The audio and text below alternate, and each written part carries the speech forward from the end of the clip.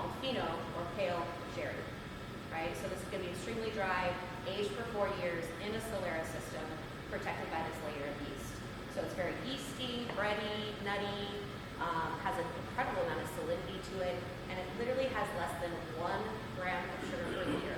So it is the driest, strongest white wine you will ever try.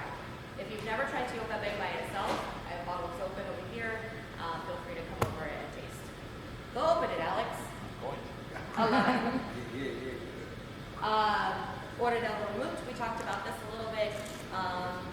So, easy to spritz a vermouth. This is the vermouth that we make in-house. It's basically sherry based.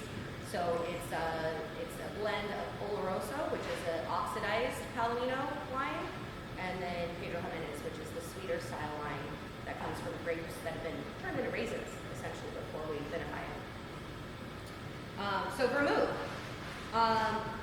very forgotten, but very beautiful category. Vermouth is basically a wine that has been fortified and aromatized, right? So we're adding botanicals.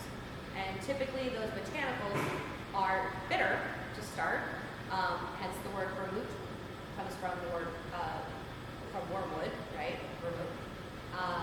And it's usually wormwood, gentian, it could be, different types of aromatics, citrus, orange, lemon, fruits, cloves, spices.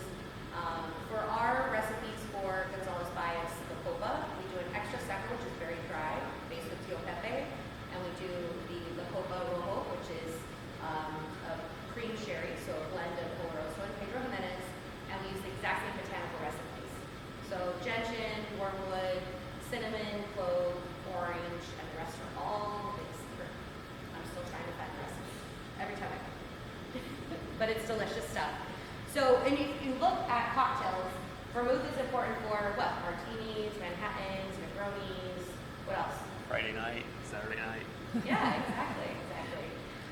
But there are some cocktails where you see vermouth taking the lead, like the chrysanthemum, right? So the idea is that sometimes there's brandy in here and it would be a lesser ingredient. The vermouth is it's not the modifier, it's the star of the show.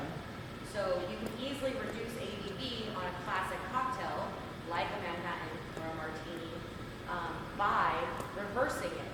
So taking the big spirit, the strong, and turning it into a secondary spirit, bringing that secondary spirit to the higher volume level will reduce the ABVs.